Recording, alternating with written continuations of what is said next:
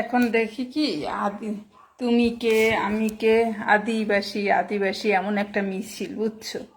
তুমি কে আমি কে আদিবাসী আদিবাসী, আবার তুমি কে আমি কে হিন্দু হিন্দু, এটা গেল ফার্স্টেই ছিল হিন্দুকে মিছিল, নিরাপত্তার জন্য হিন্দুকে মিছিল, যে রক্তে আগুন লেগেছে এরকম, বা দেশ কেন ছাড়বো। এখন দেখি আদিবাসীর একটা মিছিল, তুমি কে আমি কে আদিবাসী আদিবাসী, তারপর গেছে মাজার মাজারে। মানে কি অবস্থা ভাই, এই দেশে কি মানুষের নিরাপত্তা সত্যি নাই? এই হিন্দুরও তো ফার্স্ট টার্গেটই ছিল, সেখানে হিন্দুরা তো নির্যাতন বেশিই হয় সব সময়, যে তাদের আন্দোলন সব কিছুই তো একদমই। এখন আদিবাসী তারাও কিন্তু শেষ পর্যন্ত নাইমে গেছে, এমনকি মাজার যারা করে, মানে একটা পার্ট বাই পার্ট সবাই কিন্তু আন্দোলনে। সত্যি কি মুসলিম বাদে এই দেশে কি কারো জীবনে নিরাপত্তা নাই?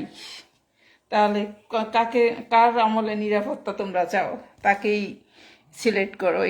এইটাই তোমাদের এখন চয়েস, তোমরা কাকে চাও কাকে চয়েস করো। সত্যি সত্যি আওয়ামী লীগ সরকারের আমলে যদি তোমরা শান্তিতে থাকতে চাও, পুরানি সবগুলা বাদ, এখন নতুন নতুন যারা জেনারেশন তারা আওয়ামী লীগে জয়েন্ট হবে। পুরানো যারা দুর্নীতি যে পর্যন্ত করছে গুড বাই, অনেক টাকা কামাই নিয়েছে, ওইগুলো এখন গুড বাই। এখন নতুন যে জেনারেশন এইগুলো আওয়ামী লীগে যোগদান করবে। একদল খাইছে ওগো খাইয়া লইয়া গাড়ে ওঠ, আর নতুন করে ইয়ং জেনারেশন যারা যারা রাজনীতি করে, যারা এখন পর্যন্ত সংসদে যায় নাই, বা তারাই আমার মনে হয় নতুন করে গাওয়া দরকার। আর আওয়ামী লীগ সরকারের মোটামুটি তো সবাই শান্তিতেই থাকে, তার সবাই দেখি আন্দোলন আছে। কি একটা অবস্থা, এমন বাংলাদেশ ওরে বাবা, একদম মিডল ইস্টের মতো হয়ে গেছে, সিরিয়া ফিলিস্তিন তেমন হয়ে গেছে।